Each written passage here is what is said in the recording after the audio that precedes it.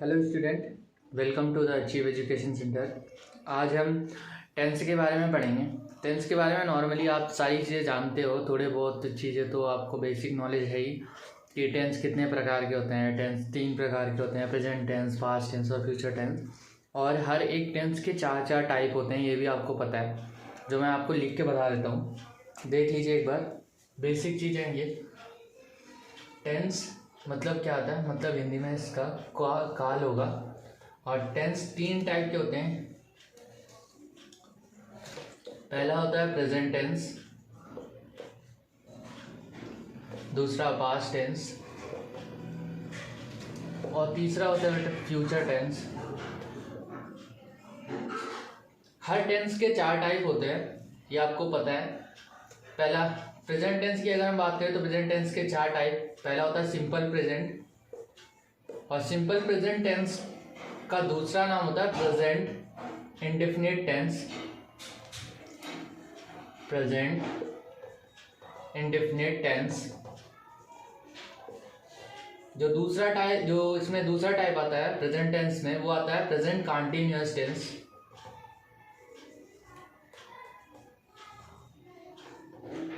तीसरा टाइप आता है परफेक्ट टेंस और चौथा टाइप आता है perfect continuous tense. Continuous, NUOUS, continuous tense. जैसे प्रेजेंट टेंस के 4 टाइप हैं, सिंपल प्रेजेंट और फिर प्रेजेंट कंटीन्यूअस और फिर present perfect continuous, present perfect tense, वैसे ही पास्ट टेंस के भी 4 टाइप होंगे। पास्ट टेंस के 4 टाइप, सिंपल पास्ट, फिर present past continuous tense, past perfect tense, फिर past perfect continuous tense. Same ऐसे फ्यूचर टेंस के 4 टाइप होते हैं। फ्यूचर इंडेफिनिट यानी सिंपल फ्यूचर, उसके बाद फ्यूचर कंटीन्यूअस, फ्यूचर परफेक्ट और फ्यूचर परफेक्ट कंटीन्यूअस। ये सारी बेसिक नॉलेज हैं, सबको पता होती है। और जो बच्चे बिल्कुल शुरू से पढ़ रहे हैं उनके लिए ये मैंने कर दिया है। अब आपको क्या करना है, एक एक टेंस के एक एक टाइप को आपको उठाना है और उसको आपको अच्छे से ठीक से स्टडी करना है। हिंदी से इंग्लिश में कैसे हम कन्वर्ट करेंगे सेंटेंसेस को, इसके बारे में हमें पढ़ना है कि इसकी पहचान क्या होती है, हेल्पिंग वर्ब क्या होगी, मेन वर्ब क्या होगी, ये सारी चीज़ें हमें पढ़ना होगा। तो आज हम जो मेन चालू करेंगे, स्टार्ट करेंगे, वो होगा प्रेजेंट टेंस का simple present tense. Simple present tense के बारे में आपको पता है। सिंपल प्रेजेंट टेंस का यूज हम कहाँ कहाँ करते हैं। सिंपल प्रेजेंट टेंस, सिंपल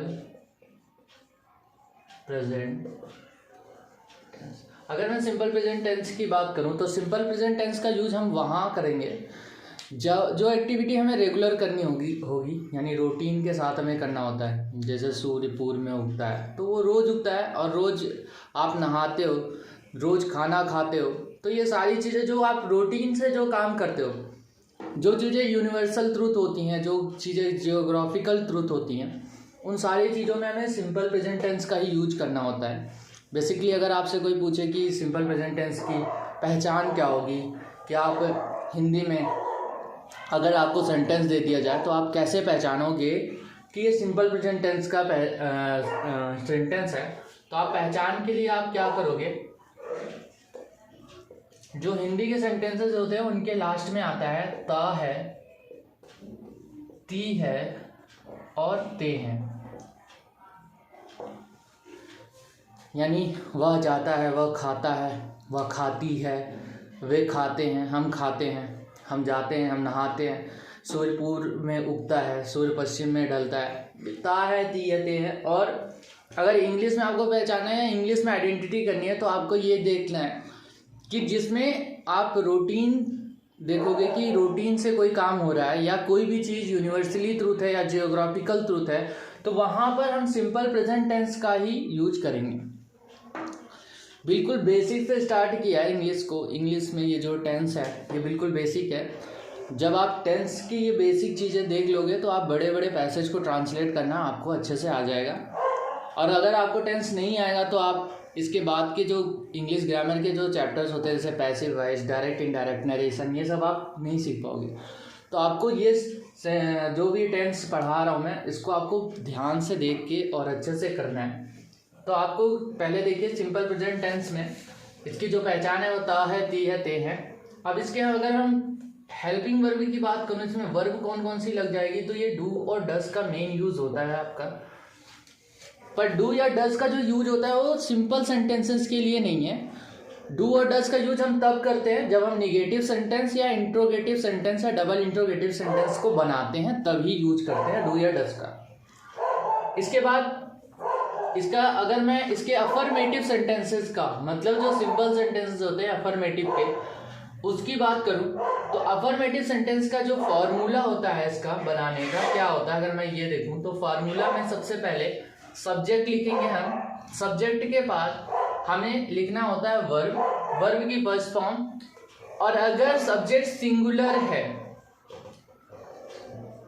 तो हम इसके साथ यस या ईएस का, वर्ब के साथ यस या ईएस का यूज करेंगे और फिर ऑब्जेक्ट लगाएंगे और फिर जो भी अदर चीजें होंगी सेंटेंस में वो हम कर देंगे। तो देखिए सब्जेक्ट के साथ वर्ब में यस या ईएस आपको तब लगाना है जब सब्जेक्ट आपका सिंगुलर होगा तभी। अगर सब्जेक्ट सिंगुलर नहीं है और सब्जेक्ट अगर आपका प्लूरल है तो आप वर्ब के साथ यस या ईएस का यूज नहीं करेंगे। तो आपको नॉर्मली सब्जेक्ट लिख देना है। अगर इन केस सब्जेक्ट अगर प्लूरल हुआ तो यस या ईएस को गायब कर देना है, बाकी सारा फार्मूला बिल्कुल वैसा ही रहेगा। फार्मूला अभी आपको थोड़ा सा रटना पड़ जाएगा या इसको प्रैक्टिस करनी पड़ेगी, उसके बाद आपको आपके माइंड में सारी चीज़ें अपने आप ही सेट हो जाएंगी, फिर आपको दिक्कतें नहीं होंगी कि इसका फार्मूला क्या है उसका फार्मूला क्या है। आप एक बार प्रैक्टिस कर लोगे अच्छे से तो हर चीज़ें आपको क्लियर हो जाएंगी। तो आप सब्जेक्ट सिंगुलर है, वर्ब में यस या ईएस, ऑब्जेक्ट फिर अदर। अगर आपसे पूछा जाए कि कौन कौन से वर्ब है जिनके साथ आप यस लगाओगे या कौन सा वर्ब हुआ इसके साथ ईएस लगाओगे, देखिए सब्जेक्ट सिंगुलर हुआ तो ईएस हम उन वर्ब के साथ लगाएंगे, ईएस हम उन वर्ब के साथ लगाएंगे जिन वर्ब के लास्ट में एस एच ओ या एक्स होगा। एस एच ओ और एक्स होगा उनके साथ, उनके लास्ट में एस एच ओ और एक्स होगा, ये ऐसे वर्ब के साथ हम ईएस लगाएंगे। पर मेक श्योर आप ये जान जाइएगा कि अगर सब्जेक्ट सिंगुलर होगा तभी वर्ब में यस या ईएस लगेगा, अदरवाइज यस या ईएस वर्ब में नहीं लगेगा। सब्जेक्ट अगर प्लूरल हुआ तो वर्ब फर्स्ट लगा दिया आप, प्लस में यस या ईएस की जगह आप इसको हटा देंगे, फिर आप ऑब्जेक्ट लिखोगे और फिर अदर। अब हम इसके कुछ ट्रांसलेशन करते हैं, कुछ सेंटेंस को ट्रांसलेट करेंगे, फिर देखेंगे कि क्या होता है, कितना समझ में आया आपको, सारी चीज़ें देखते हैं। तो इसको मैं मिटा देता हूँ।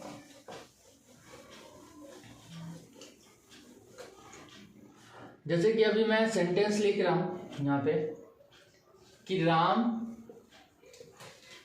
रोज विद्यालय जाता है। अब पहले ये देखना है इसमें सब्जेक्ट क्या है। सब्जेक्ट जो मेन होता है, जो काम करता है, उसी को हम सब्जेक्ट बोलते हैं। तो विद्यालय जा कौन रहा है भाई, राम जा रहा है, तो राम सब्जेक्ट हो गया, राम लिख दिया हमने।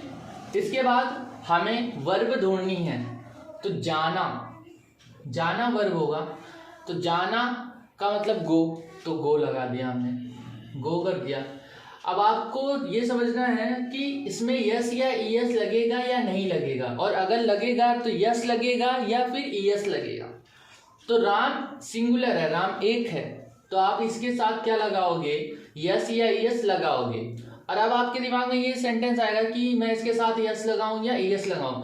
तो आपको मैंने अभी थोड़ी देर पहले बताया था कि एस एच ओ और एक्स होगा तो उसके साथ हमें क्या लगाना पड़ेगा, ईएस लगाना पड़ेगा।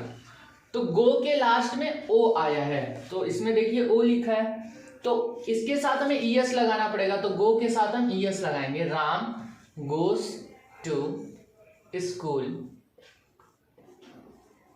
डेली।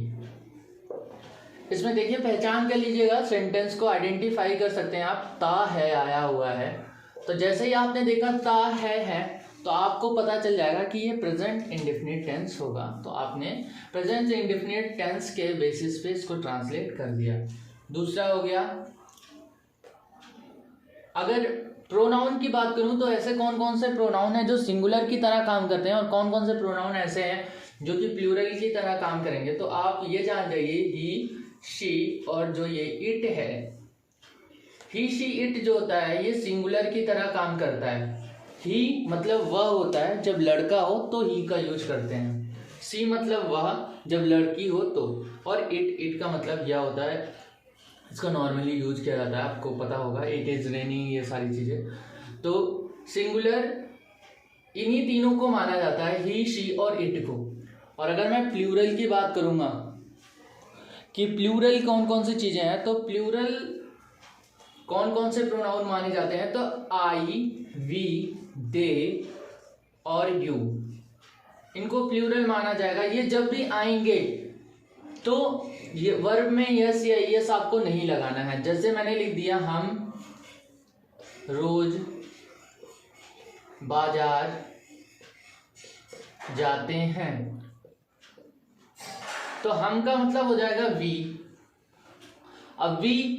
अब वर्ब हो गया इसमें गो, तो गो हो जाएगा। अब इसमें ये मत सोचिएगा कि ये गो है तो इसके लास्ट में ओ है तो इसके साथ ईएस लगा देना, नहीं। यहाँ पे आपका सब्जेक्ट ध्यान से देखिए, सब्जेक्ट आपका प्लूरल है, प्लूरल सब्जेक्ट है, तो ना तो इसके साथ यस लगाना है आपको, ना ही ईएस लगाना है। आपको गो को गो ही रहने देना है। तो वी गो टू मार्केट और उसके बाद डेली।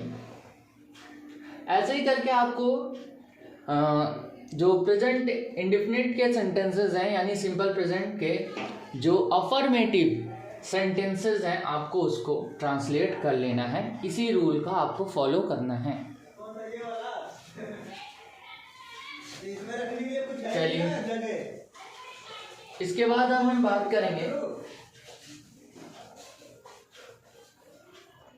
बात करेंगे निगेटिव सेंटेंसेस की, सिंपल प्रेजेंट टेंस के निगेटिव सेंटेंसेस की। यहाँ थोड़ा ध्यान देना है आपको, क्योंकि यहाँ पे डू और डस का यूज आएगा निगेटिव सेंटेंसेस की।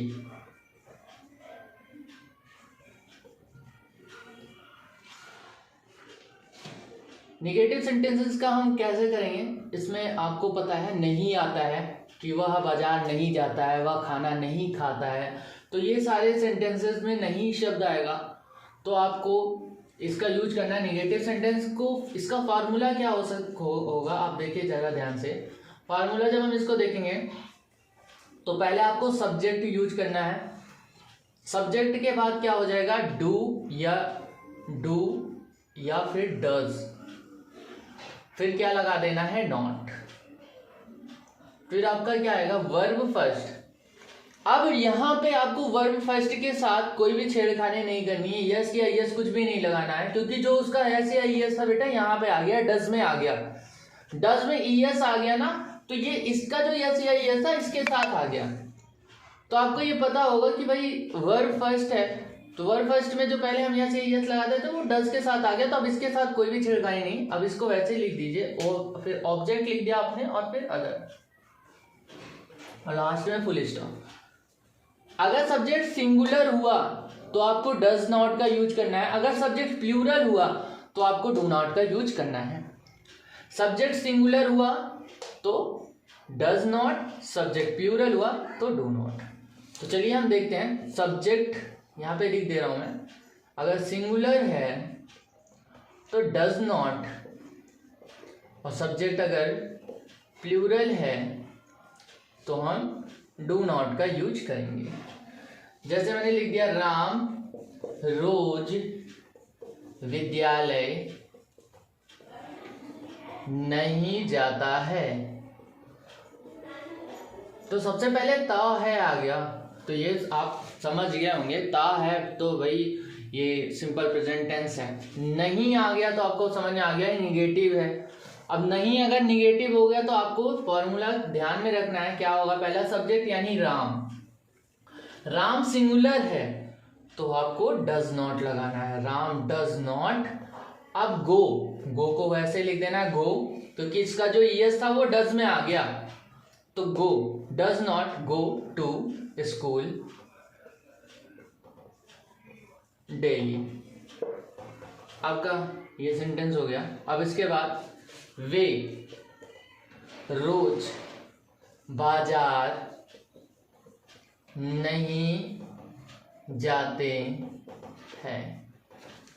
दे देखिए आपको पहले ही बताया था, दे जो है दे प्लूरल है। आप इससे पहले जो आपने देखा था उसमें मैंने बताया था आई वी दे यू, ये चारों के चारों प्लूरल है। प्लूरल के साथ हमेशा आपको डू नॉट लगाना होता है। तो they do not go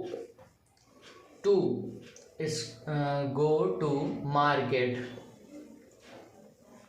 market. और रोज का क्या हो जाएगा? डेली। सिंपल सा है ये निगेटिव सेंटेंसेस थे आपको। अब मैं बात करता हूं आपसे इंट्रोगेटिव सेंटेंसेस। इंट्रोगेटिव सेंटेंस जो होता है वो दो पार्ट में होते हैं, एक सिंगल इंट्रोगेटिव और दूसरा double interrogative sentences. Single interrogative sentence वो सेंटेंसेस होते हैं जिसमें क्या शब्द से आपसे कोई क्वेश्चन पूछे, क्या तुम रोज नहाते हो, क्या तुम रोज खाते हो, क्या शब्द सबसे पहले आए और आप इसका जो आंसर हो वो सिर्फ वन वर्ड में दे सकते हो। जैसे हाँ, क्या तुम खाना खाते हो रोज? हाँ खाता हूँ। हाँ दे दिया आंसर, बस ठीक है। लेकिन डबल इंट्रोगेटिव वो होते हैं जिसमें क्या, कहाँ, कैसे, ये सारे शब्द बीच में आते हैं हिंदी में। जैसे राम कहाँ जाता है, वह कहाँ जाता है, वह कहाँ खाता है, वह कहाँ रोता है, सूर्य कहाँ से उगता है। ये सारे सेंटेंसेस जो होते हैं जिसमें क्या, कब, कैसे, ये सारे शब्द, इनको WH फैमिली का बोलते हैं। तो जो WH फैमिली होती है वो वर्ड जो सेंटेंस होगा हिंदी के सेंटेंस में बीचों बीच आते हैं। कब, कहाँ, कैसे, ये सारी चीजें बीचों बीच आएंगी तो हम इसको डबल इंट्रोगेटिव कहते हैं। और सिंगल इंट्रोगेटिव की पहचान क्या है? हिंदी में जब आपसे कोई पूछता है कि क्या तुम खाना खाते हो, क्या शब्द सबसे पहले आएगा।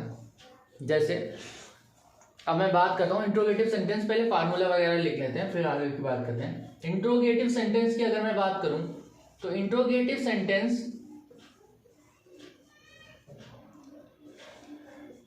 सेंटेंसेस में सबसे जो मेन बात होती है कि जो हेल्पिंग वर्ब होती है वो सबसे आगे आ जाती है, हेल्पिंग वर्ब। और हेल्पिंग वर्ब आपको पता है कि कौन सी है? डू और डज है। तो डू और डज सबसे पहले आ जाएगा, फिर सब्जेक्ट आ जाएगा और फिर वर्ब फर्स्ट आ जाएगी और फिर ऑब्जेक्ट आ जाएंगे और फिर जो भी चीजें हैं अदर आ जाएंगे सेंटेंस में। और लास्ट में क्वेश्चन मार्क लगाना मत भूलिएगा क्योंकि इंट्रोगेटिव सेंटेंस की पहचान क्वेश्चन मार्क ही होती है। तो अब हेल्पिंग वर्ब को सबसे पहले और डू और डज का यूज करना है आपको। और उससे पहले आपको ये जान लेना है कि सब्जेक्ट आपका सिंगुलर है या प्लूरल है। अगर सब्जेक्ट सिंगुलर है तो डज का यूज करना है और अगर आपका सब्जेक्ट प्लूरल है तो आपको डू का यूज करना है। सिंपल सी बात है। जैसे मैंने लिख दिया क्या वह रोज विद्यालय जाता है। तो ये जो है ये सिंगल इंट्रोगेटिव का सेंटेंस है। सिंगल इंट्रोगेटिव में क्या सबसे पहले आया है? क्या अगर सबसे पहले आया तो हमें सबसे पहले डू या डज का यूज करना होगा। डू या डज हम कैसे यूज करेंगे? सब्जेक्ट के हिसाब से। सब्जेक्ट देखिए क्या है इसमें, वह जाता है तो वह जो है लड़का है। अगर लड़की होता तो लिखा होता क्या वह रोज स्कूल जाती है। क्या वह रोज स्कूल जाता है शब्द लिखा है तो है, इसमें वह जो है वो लड़का है। अगर लड़का है तो आपको यहाँ पे ही का यूज करना है। और आपको इससे पहले बताया हुआ है कि ही शी इट जो होता है वो सिंगुलर होता है। ही शी इट अगर सिंगुलर होता है तो आप यहाँ पे डज का यूज करोगे सबसे पहले। Does he go to school, उसके बाद रोज का क्या हो जाएगा? डेली, और लास्ट में क्वेश्चन मार्क। ये है आपका इंट्रोगेटिव सेंटेंस। अगला, क्या वे रोज नहाते हैं। अब वे आया, वे का मतलब दे, और दे आपको बता दिया कि प्लूरल है। तो दे अगर है तो यहां पे सबसे पहले डू दे बाथ डेली। अगर इसी में निगेटिव पूछ देता क्या वह रोज नहीं विद्यालय जाता है, तो हम इसमें क्या लिख देते, does he not go to school daily. मतलब जो मेन वर्ब होगा उसके पहले नॉट आ जाएगा। क्या वे रोज नहीं नहाते हैं, तो do they not bath daily. जो मेन वर्ब होगा उसी के पहले नॉट आ जाएगा। अगर इस जो सेंटेंस है उसमें नहीं भी आ गया है तो। इतनी बात। अब हम आगे बात करेंगे जो डबल इंट्रोगेटिव सेंटेंसेस होते हैं उनकी बातें करेंगे। डबल इंट्रोगेटिव का क्या होता है? डबल इंट्रोगेटिव में उससे पहले हम कुछ शब्द सीख लेते हैं। डबल इंट्रोगेटिव से पहले WH फैमिली के उसमें होता है सबसे पहला वाट। वाट मतलब क्या, वेयर कहाँ, व्हेन कब, हु कौन, हाउ कैसे। हाउ में WH नहीं है, फिर भी इसको WH फैमिली में ही लिया जाता है। और भी एक दो होंगे तो आप देख लीजिएगा। विच आ जाता है, विच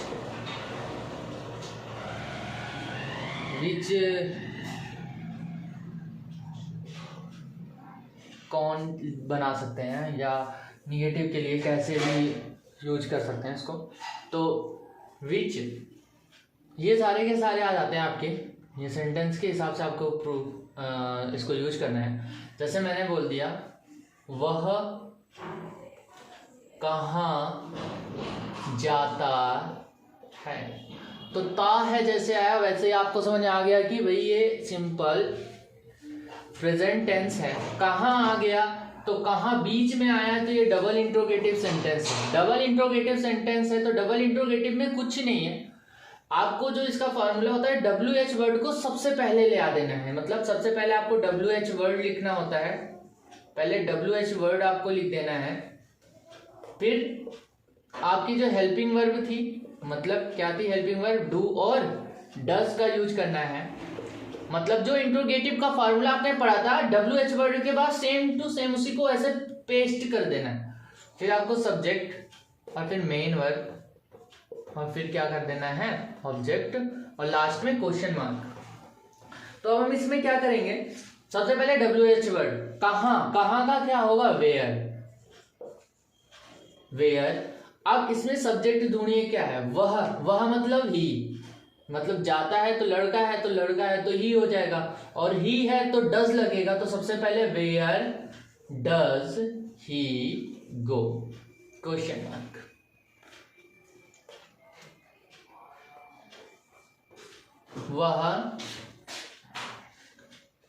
वह नहीं, वे कर देता हूं। वे कब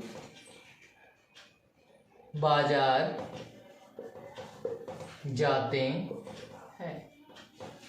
व्हेन, कब का क्या हो गया, व्हेन। अब डू या डज लगाना है तो पहले सब्जेक्ट ढूंढिए। सब्जेक्ट है इसमें वे का मतलब दे के साथ क्या लगेगा, डू लगेगा। तो when do they go to market.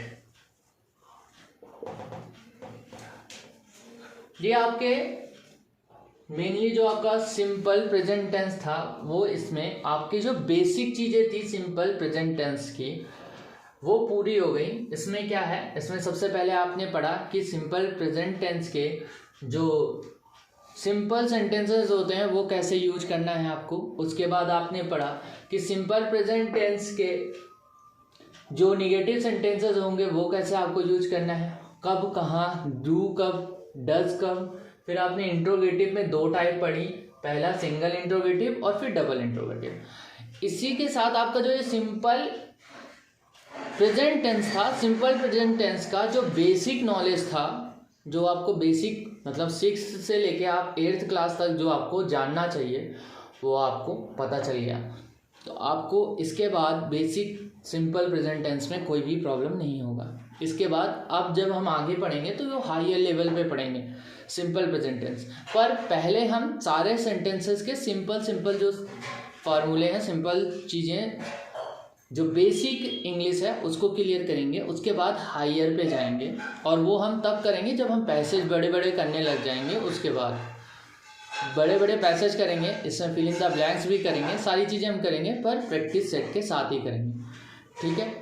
अब इसके बाद हम नेक्स्ट वीडियो में पास्ट इंडेफिनिट टेंस के बारे में पढ़ेंगे, यानी सिंपल पास्ट टेंस के बारे में।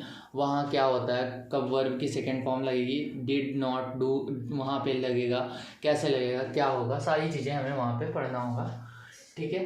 तो अगर आप लोगों को ये वीडियो सही लगा हो, अच्छा लगा हो, आपको इससे नॉलेज गेन हुई हो, थोड़ी भी मदद हुई हो, तो इसको आप अपने दोस्तों के साथ शेयर कर देना और चैनल को सब्सक्राइब कर देना, ठीक है।